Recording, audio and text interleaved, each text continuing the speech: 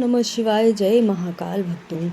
आप सभी लोग सावन के सोमवार के व्रत रह रहे होंगे, जिससे कि भोलेनाथ प्रसन्न हो जाएं और आप पर कृपा बरसाएं। लेकिन क्या आप जानते हैं, सिर्फ एक गलती करने से आपके सावन के सोमवार अधूरे रह जाते हैं। तो चलिए जानते हैं उस गलती को और इस व्रत को पूर्ण करते हैं, जिससे कि भोलेनाथ की कृपा आप पर बनी रहे और जो भी आपकी मनोकामना हो वो पूर्ण हो। तो सबसे पहले मेरे चैनल को सब्सक्राइब कर लीजिए और वीडियो को लाइक अवश्य कीजिएगा और इस वीडियो में पूरी तरह से जुड़े रहिएगा। अंत तक बहुत सी उपयोगी बातें मैं बताऊंगी। तो हम सोमवार का व्रत रखते हैं, हम कोई भी व्रत रखते हैं, चाहे वो एकादशी को हो, बृहस्पति भगवान का हो, मंगलवार का हो या कोई भी व्रत, 16 सोमवार व्रत या फिर सोमवती अमावस्या। हम पूर्ण श्रद्धा के साथ और पूरी भक्ति से सारी नैवेद्य, पूजा सामग्री आदि के साथ भोलेनाथ की या फिर विष्णु भगवान की पूजा करते हैं और अपनी मनोकामना उनके समक्ष रखते हैं। परंतु हमारी मनोकामना पूर्ण नहीं हो पाती है। क्यों? क्योंकि हम उस पूजा को अधूरा ही छोड़ देते हैं। आप चाहे कितनी भी पूजा कर लीजिए, लेकिन अगर आपने यह एक कार्य नहीं किया तो आपकी पूजा हमेशा ही अधूरी छूट जाती है। तो चलिए जानते हैं कि वो कौन सा कार्य है जो आपको कोई भी पूजा करने के उपरांत अवश्य कर लेना चाहिए। आप कोई भी व्रत करते हो तो सबसे पहले संकल्प लिया जाता है कि मैं इतने सोमवार व्रत करने वाला हूँ। जैसे यदि आपने 16 सोमवार का व्रत का संकल्प लिया है तो सबसे पहले संकल्प लेते हैं कि मैं 16 सोमवार का व्रत करूँगा।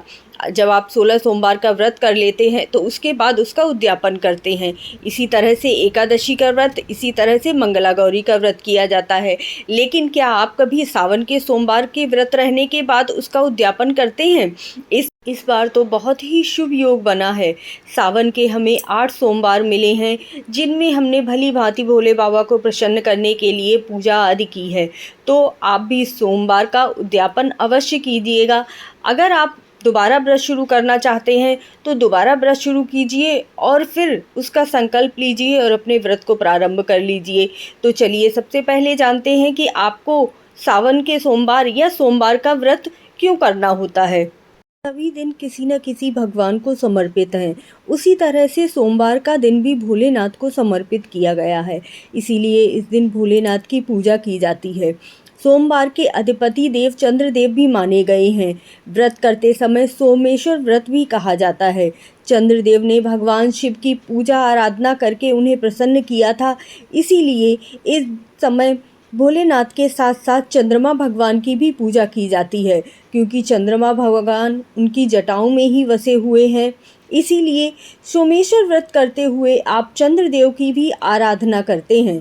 यदि जातक के जीवन में चंद्रमा अशुभ स्थिति में चल रहा हो, नेत्रों में पीड़ा हो, कोई भी मानसिक कष्ट हो, मन की चंचलता ज़्यादा हो रही हो या किसी भी प्रकार की कोई परेशानी हो, तो जातक को चंद्रमा को प्रसन्न करने के लिए कुछ उपाय और चंद्रदेव की प्रसन्नता के निमित्त तथा जीवन में चंद्र ग्रह के अशुभ प्रभाव को शुभता में बदलने के लिए सोमवार के व्रत अवश्य करने चाहिए।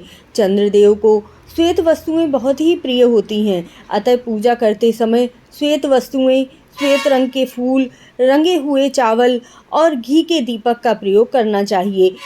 अतः उन्हें श्वेत वस्तुएं अर्पित करनी चाहिए। तो चलिए फिर जान लेते हैं कि आप सोमवार के व्रत के बाद सोमवार का उद्यापन किस प्रकार करें। सुबह उठकर नहा धोकर श्वेत वस्त्र धारण करने हैं। उसके बाद सूर्य भगवान को जल देना है। जैसे आप जल देते हैं, थोड़ा सा गुड़, थोड़ा सा लाल सिंदूर और थोड़ा सा लाल फूल डालकर सूर्य भगवान की पूजा कीजिए। उसके बाद आप व्रत रहिए, जैसे कि आप सोमवार का व्रत रहते हैं उसी प्रकार व्रत रहिए। प्रदोष काल में उद्यापन करने की विधि बताई गई है। 2 बजे से 3 बजे आप पूजा का सामान इकट्ठा करना शुरू कर दीजिए और उसके बाद प्रदोष काल के समय आपको अपनी पूजा प्रारंभ करनी है। एक चौकी ले लीजिए और उस पर शिव भगवान की, माता पार्वती की और चंद्रमा की एक फ़ोटो लगा लेनी है। यदि आपके पास चंद्रमा की फ़ोटो ना उपलब्ध हो तो भोलेनाथ की ऐसी प्रतिमा लेनी है जिसमें चंद्रमा विद्यमान हो। अब आपको जिस तरह से पूरे मंदिर को स्वच्छ करते हैं, वैसे ही गंगा जल से पूरे घर को स्वच्छ कर लेना है। पूर्व दिशा की ओर आपका मुख होना चाहिए, इस तरह से आपको अपनी चौकी लगानी है।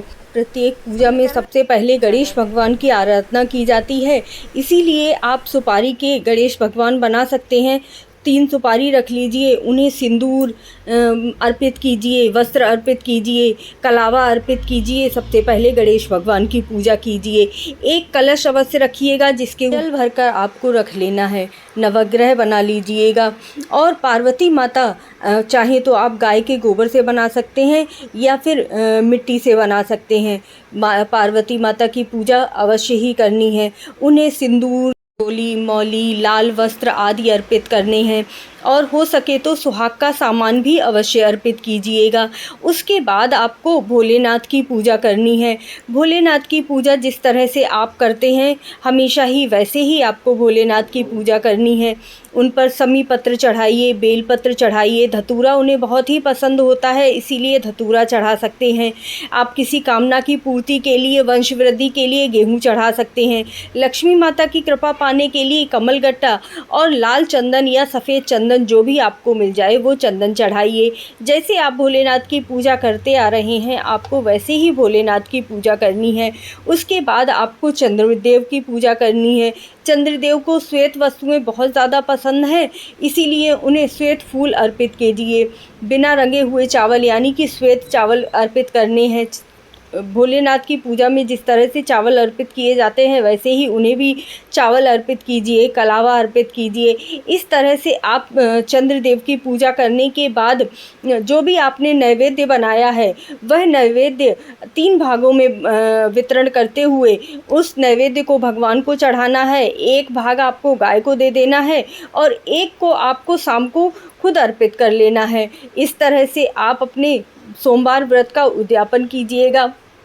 आप चाहें तो अपने व्रत का उद्यापन किसी ब्राह्मण से भी करवा सकते हैं, लेकिन यदि नहीं करवाना चाहते तो आप स्वयं ही बहुत ही सरल विधि से अपना उद्यापन पूर्ण कर सकते हैं और फिर दोबारा अगले सोमवार को फिर से आप अपना सोमवार का व्रत प्रारंभ कर सकते हैं।